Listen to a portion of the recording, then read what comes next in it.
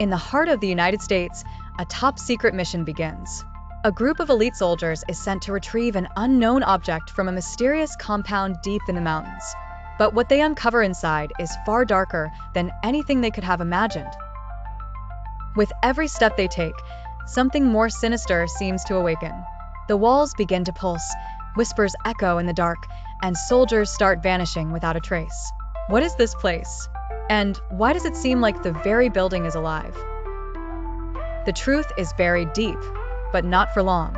Stay tuned to uncover the terrifying secrets that will change everything you thought you knew. The mission had been planned for months, a top-secret operation that only the highest ranks of the government were aware of. Deep in the mountains stood a mysterious facility, isolated, surrounded by thick forests and steep cliffs. The mission was clear: retrieve an unknown object and study it.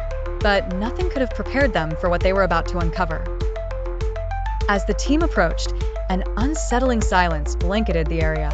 No birds chirped, no rustling of leaves, just an eerie stillness. The soldiers moved cautiously, their footsteps breaking the silence as they made their way through the woods. The compound loomed before them, exactly as the intel had described. A fortified complex with no signs of life, but no easy way in or out. They entered the facility with no resistance, but the feeling of dread was palpable. Inside, the place was cold and dark, the air heavy with the scent of decay. Abandoned rooms, papers scattered on the floor, and flickering lights painted a disturbing picture. They ventured deeper into the compound, and then they found it. A small object encased in glass, pulsing with a strange energy. The air around it shimmered, alive with an unsettling hum. The team leader's hand hovered over the glass, unsure whether to touch it. The hum grew louder, almost vibrating through their bones. And then, the lights flickered and went out, leaving them in pitch-black darkness. The only sound now was their breathing, heavy and ragged. Then came the whisper. It was faint at first, like rustling leaves, but it grew louder. A voice, soft, soothing, and yet wrong, echoed through the room. "Get out." The soldiers froze.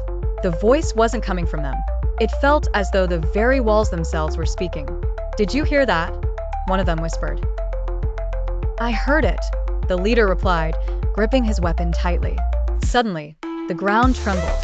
The facility seemed to come alive, as if it had a mind of its own. A guttural growl echoed through the compound, and heavy footsteps followed, drawing closer. Panic set in as they realized they weren't alone.